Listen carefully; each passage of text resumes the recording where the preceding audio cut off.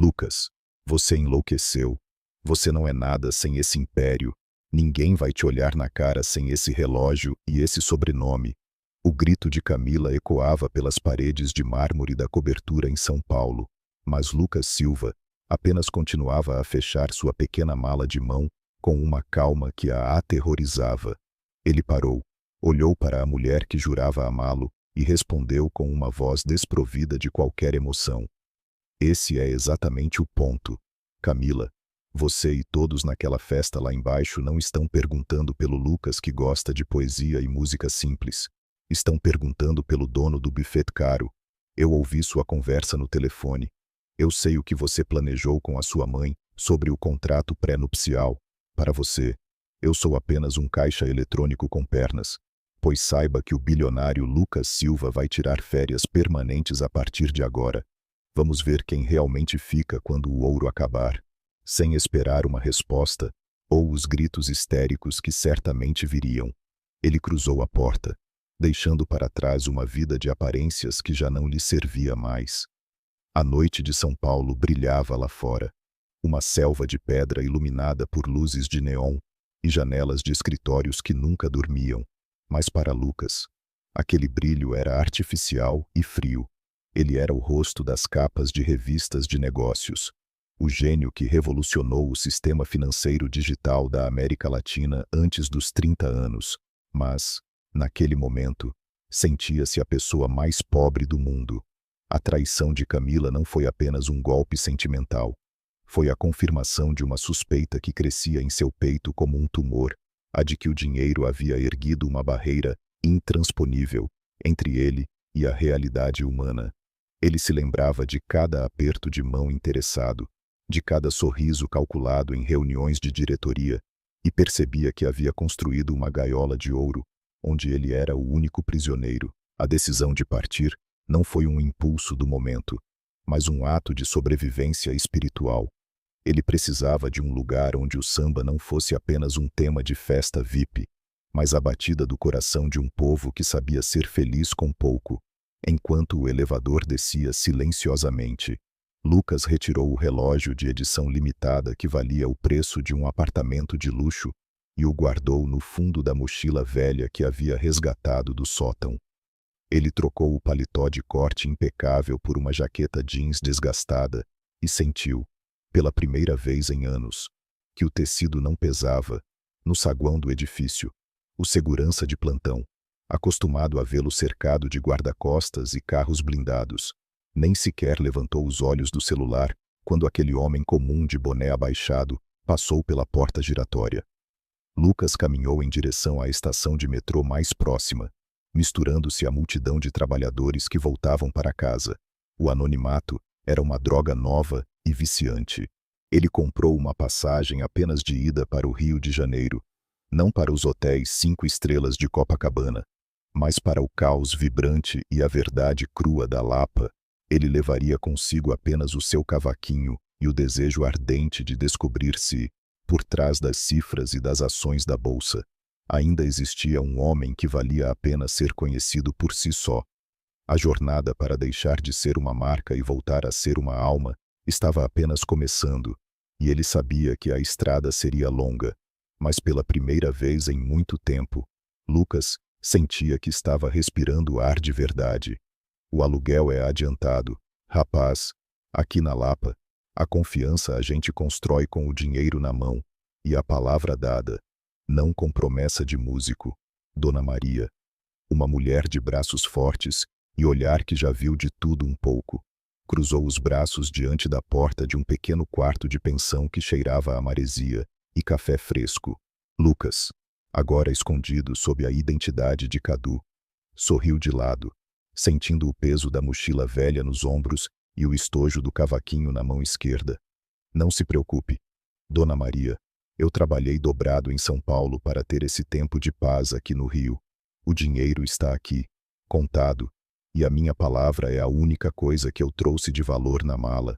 Ele entregou as notas amassadas para a senhora, que as conferiu com agilidade, antes de entregar uma chave de metal gasta. Seja bem-vindo, Cadu. Se não fizer barulho depois das 10 e não trouxer confusão, A gente vai se dar bem. Lucas entrou no quarto estreito, fechou a porta e encostou a cabeça na madeira descascada, sentindo um alívio que nenhuma cobertura de luxo jamais lhe proporcionara. A transição de Lucas Silva para Cadu foi um processo quase cirúrgico. Ele deixou a barba crescer, abandonou o corte de cabelo impecável dos salões da Faria Lima e adotou o uniforme das ruas cariocas: chinelos de borracha, bermudas largas, camisetas de algodão simples. Ao caminhar pelos arcos da Lapa, ele não era mais o prodígio da tecnologia, cujas decisões movimentavam milhões na bolsa de valores. Ele era apenas mais um rosto na multidão. Um homem jovem, com um instrumento musical e um mistério nos olhos. O calor úmido do Rio de Janeiro parecia derreter a armadura de gelo que ele havia construído em São Paulo. Lucas passava horas observando o movimento dos bares, aprendendo a cadência das gírias locais e, principalmente, a honestidade brutal de quem vive um dia de cada vez. Ele percebeu que, para as pessoas ali, o que importava não era de onde ele vinha, mas como ele tratava o garçom, e se o seu ritmo no cavaquinho era capaz de acompanhar o batuque improvisado nas mesas de boteco. Cadu tornou-se seu refúgio e sua verdade. Ele começou a frequentar as rodas de samba de raiz, sentando-se nos cantos, apenas ouvindo e absorvendo a alma da cidade. Ele mentia quando dizia que era um tradutor freelancer ou um músico em busca de inspiração, mas sentia que essa mentira era necessária para que pudesse, pela primeira vez, ser verdadeiro. Em São Paulo, sua identidade era definida pelo que ele possuía. No Rio, Cadu estava descobrindo que sua identidade poderia ser definida pelo que ele sentia. Ele passava as manhãs caminhando sem destino, perdendo-se entre o morro e o asfalto, e as noites sob as luzes amareladas da Lapa, onde o som dos instrumentos de percussão parecia ditar o novo ritmo do seu coração. O medo de ser descoberto era suplantado pela euforia de ser ignorado. Ele era um homem comum, um anônimo, um ninguém que estava prestes a descobrir que, no coração da simplicidade, existe uma riqueza que nenhum algoritmo financeiro consegue calcular. Foi em uma dessas noites, enquanto o suor escorria pelo rosto e a lua de prata iluminava os arcos, que ele a viu pela primeira vez, e soube que o verdadeiro teste de sua nova vida estava apenas começando. Você dança como se o mundo não tivesse gravidade, como se cada passo fosse uma conversa com o chão. Cadu estava encostado em uma pilastra de pedra, com o estojo do cavaquinho a seus pés, observando a mulher que acabara de paralisar o tempo no meio da roda de samba. Bela parou de girar, o suor brilhando em sua pele morena sob as luzes da Lapa, e soltou uma risada que parecia uma melodia própria. E você fala como se estivesse lendo um livro de poesias. Rapaz, aqui na roda, a gente não usa tanta palavra bonita, a gente usa o corpo. Ela limpou o rosto com o dorso da mão e o encarou com uma curiosidade direta, sem o filtro de interesse que Cadu estava acostumado a ver nas mulheres de sua antiga vida. Sou bela, e você, com essa cara de quem está perdido e esse instrumento na mão, quem é? Lucas sentiu um frio na barriga que nenhum fechamento de contrato bilionário jamais lhe causou. Pode me chamar de Cadu. Sou só um músico tentando aprender a batida certa do Rio. A presença de Bela era magnética. Ela não apenas dançava, ela comandava o espaço ao seu redor com uma dignidade que emanava de dentro para fora, enquanto o samba de raiz ecoava pelas paredes dos casarões antigos. Cadu observava como ela interagia com as pessoas, um aceno para o vendedor de cerveja, um abraço apertado em uma senhora que passava, um sorriso genuíno para as crianças que imitavam seus passos. Não havia nele a necessidade de impressionar, apenas a alegria pura de existir naquele momento. Para Lucas, que passou a vida cercado por pessoas que calculavam cada gesto para obter vantagem, a autenticidade de Bela era quase chocante. Ele sentiu uma vontade avassaladora de fazer parte daquele mundo, não como o dono de tudo, mas como o homem que ela via ali, de camiseta branca e chinelos, alguém que não tinha nada a oferecer além de uma música e um olhar atento. Eles passaram o resto da noite conversando entre um set e outro da banda. Bela contou que morava no morro, que o samba era sua herança e sua luta, e que cada passo que dava era uma forma de manter viva a história de seu povo. Cadu ouvia hipnotizado, omitindo cuidadosamente as torres de vidro de São Paulo e os jatos particulares, substituindo-os por histórias de uma infância simples que ele gostaria de ter tido.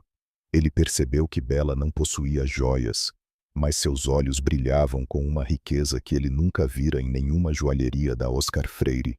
Ao final da noite, quando a lua já começava a se despedir dos arcos da Lapa, ela o convidou para conhecer o projeto social onde ensinava dança. Lucas aceitou sem hesitar, sabendo que cada passo em direção a Bela era um passo para longe de sua antiga pele, mas também um passo perigoso em direção a uma verdade que ele ainda não estava pronto para revelar por completo. O que você fazia antes de vir para o Rio? Cadu, às vezes, sinto que você olha para as coisas simples como se estivesse descobrindo um mundo novo, ou como se estivesse fugindo de um muito antigo. Bela questionou enquanto caminhavam por uma ladeira íngreme, o sol da tarde castigando o asfalto e o som distante de um rádio de pilha ecoando por uma janela aberta. Lucas hesitou por um segundo, sentindo o peso do segredo que carregava na garganta, mas logo forçou um sorriso descontraído. Ajustando a alça do cavaquinho no ombro, eu trabalhava com números, Bela, planilhas, telas frias, prazos que não faziam sentido, mas os números não têm música, e eu comecei a sentir que estava ficando mudo por dentro. O Rio foi a minha chance de aprender a falar de novo. Bela o olhou de lado, uma expressão de compreensão suave cruzando seu rosto, e tocou levemente o braço dele. A gente não foge da vida, Cadu. A gente só muda o palco. O importante é que aqui, nessa ladeira, você é só você, e isso já é muita coisa. A rotina de Lucas, sob a pele de Cadu, tornava-se cada vez mais profunda e, paradoxalmente, mais perigosa. Ele passava as tardes no centro cultural onde Bela ensinava, ajudando a organizar as salas, ou tocando para que as crianças ensaiassem seus primeiros passos de samba. Para aquelas crianças e para Bela, ele era o músico esforçado que morava numa pensão barata e que tinha um talento nato para ouvir o que não era dito. Lucas sentia uma paz desconhecida ao ver como Bela transformava a carência em arte, como ela não se curvava diante das dificuldades financeiras da escola e como sua dignidade era inabalável, mesmo quando o figurino das apresentações era feito de retalhos doados. Em São Paulo, Lucas resolvia problemas com um clique e alguns milhões. Ali, ele via Bela resolver problemas com criatividade, suor e uma rede de solidariedade que o dinheiro jamais conseguiria comprar. Ele estava se apaixonando não apenas pela mulher, mas pela verdade que ela representava.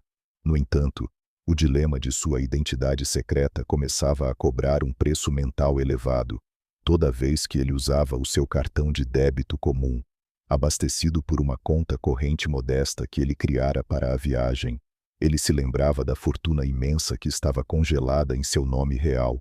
Ele sentia vontade de comprar aparelhos de ar-condicionado para a sala de dança, de reformar o telhado que vazava em dias de chuva e de dar a Bela a estrutura que ela merecia, mas sabia que qualquer gesto de riqueza excessiva destruiria o castelo de cartas que era sua nova vida. Ele amava o fato de Bela o amar pelo que ele era no banco da praça, pela forma como ele afinava o instrumento ou pelo jeito que ele a olhava durante o pôr do sol. Se ele revelasse ser o magnata da tecnologia, o medo de que aquele brilho nos olhos dela fosse substituído por desconfiança ou, pior, por interesse, o paralisava. Ele estava vivendo o sonho de ser amado pela sua essência, mas essa essência estava acorrentada a uma mentira que crescia a cada dia. Cadu, a vida não é feita só de música. Às vezes o ritmo é pesado, e a gente tem que carregar o mundo nas costas antes de conseguir dançar. Bela disse isso enquanto guardava o uniforme de trabalho em uma bolsa gasta. Lucas a observava, sentindo um nó na garganta. Ele descobriu que, para manter o sonho da dança, e sustentar sua família no morro. Bela trabalhava dobrado como faxineira em um grande hospital público durante as madrugadas. Naquela tarde, ele a acompanhou até parte do caminho, vendo-a cumprimentar cada vizinho com uma dignidade que ele nunca vira nos escritórios de luxo. Ao chegarem na casa simples de Bela, Lucas foi recebido com um café coado e um pedaço de bolo de fubá. Não havia mármore. Conco tranqui, Chiconhum buca em jardim, vamotsu ap, hien encantai mintuxu dan, som. O contraste era doloroso. Enquanto Lucas tinha bilhões parados em contas que ele fingia não existirem, ele via Bela contar as moedas para pagar a conta de luz que estava atrasada. Ele sentiu uma vontade avassaladora de abrir o celular, fazer uma transferência de alguns milhares de reais e resolver todos os problemas dela em um segundo. Mas ele se lembrou do porquê de estar ali se ele usasse o dinheiro. Ele destruiria a pureza do que eles tinham. Ele ajudou Bela a consertar uma prateleira quebrada e a carregar baldes de água quando o abastecimento falhou, sentindo na pele a dificuldade que milhões de brasileiros enfrentam diariamente. Lucas percebeu que a riqueza de Bela não estava no que ela possuía, mas na sua resiliência inabalável e na forma como ela ainda encontrava forças para sorrir para as crianças da comunidade após um turno de 12 horas de limpeza pesada. Naquela noite, sentados na pequena varanda de tábuas olhando as luzes da cidade lá embaixo, Bela encostou a cabeça no ombro de Cadu. Sabe, Cadu, as pessoas lá embaixo olham para a gente aqui no morro e só veem carência. Eles não entendem que a gente tem uma riqueza que o asfalto não conhece. A gente sabe quem é quem na hora do aperto. Lucas fechou os olhos, sentindo o peso daquelas palavras. Ele era um intruso naquele mundo de verdades. Um homem que possuía tudo o que Bela não tinha, mas que sentia que ela era muito mais completa do que ele jamais fora. O desejo de ser honesto lutava contra o medo de perdê-la. Ele a beijou com uma ternura desesperada, prometendo a si mesmo que, de alguma forma, ele usaria sua fortuna para honrar aquela mulher.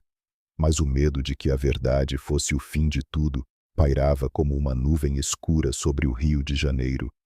Cadu, você viu? É um milagre.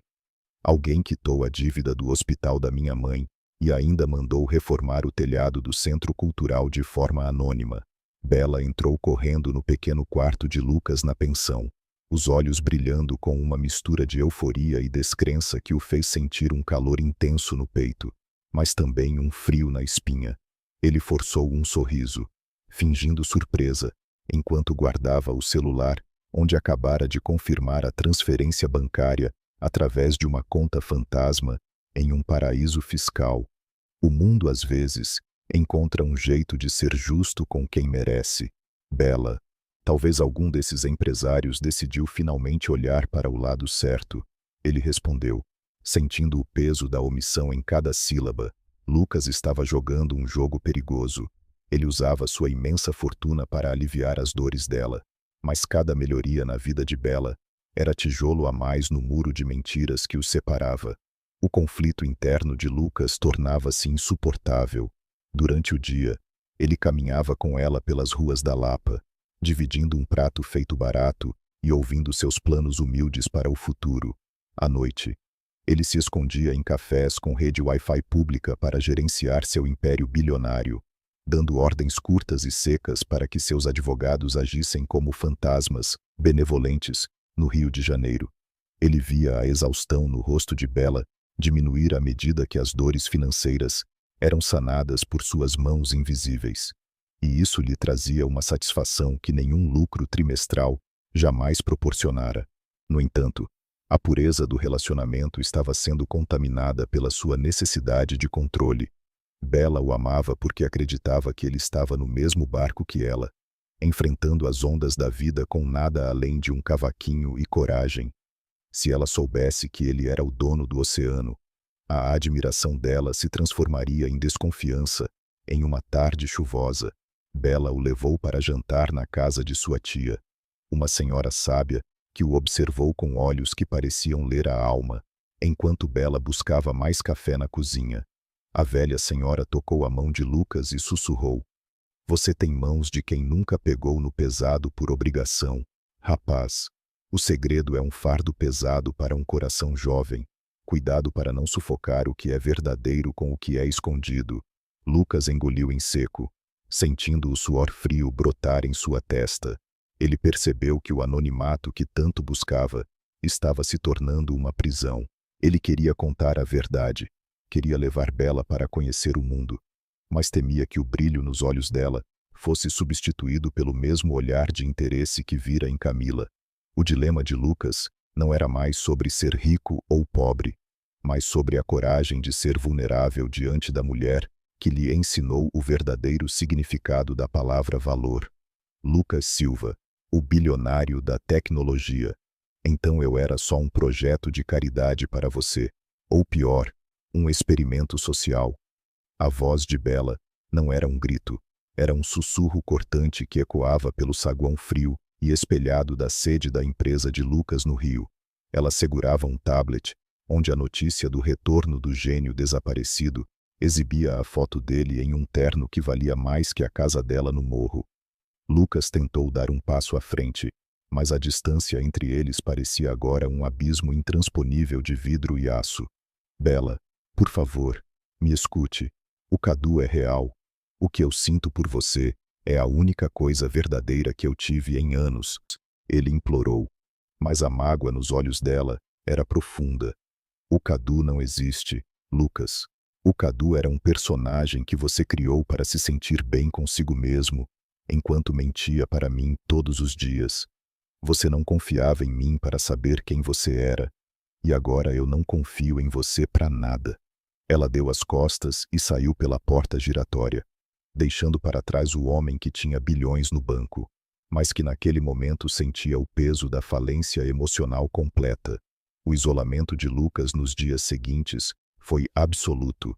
Ele voltou para sua cobertura, mas o luxo agora parecia uma punição. Cada objeto caro o lembrava da simplicidade honesta da Lapa que ele havia traído. Ele tentou ligar, mandou flores, mas tudo era devolvido.